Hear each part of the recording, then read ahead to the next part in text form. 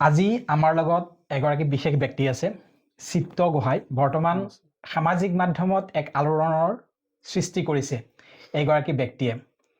আৰু তেখেতৰ বয়স হৈছে কিন্তু বয়সে তেওঁক একো লৰাব পৰা নাই গোটেই সামাজিক মাধ্যমত যি জেনজি ভৰি আছে বিশেষকৈ ইনষ্টাগ্ৰাম ফেচবুক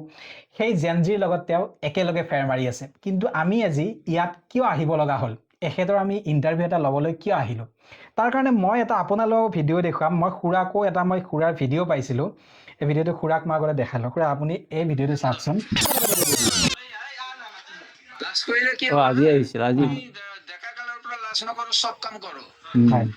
আজি লাজ আহিছিল কৰিলে জীৱনত একো কামেই কৰিব নোৱাৰি হয় মই এই বস্তুটো মই আমাৰ দৰ্শককো এবাৰ এই ভিডিঅ'টো দেখাম ইয়াতে খুৰাই কৈছে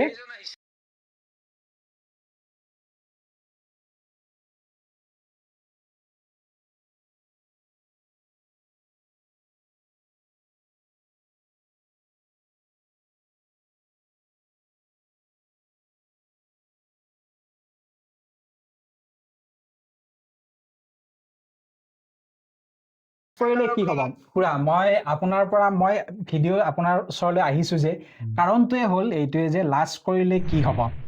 লাজ কৰিলে নিজৰ লোকচান তাৰ বাহিৰে একো নহয় আপুনি কেনেদৰে উৎসাহিত কৰিব বৰ্তমান প্ৰজন্মক বা যিসকলে লাজ কৰি বিভিন্ন কাম তেওঁলোকক কৰিব মন যায় কিন্তু আচলতে কোনো ক্ষেত্ৰতে লাজ কৰিব নালাগে কাৰণ সকলোৰে নিজা নিজা প্ৰতিভা থাকে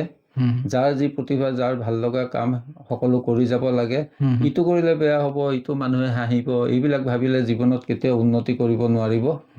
গতিকে নিজা কৰ্ম কৰি যিকোনো কৰ্মই সব কৰ্মৰে সন্মান আছে ৰেচপেক্ট আছে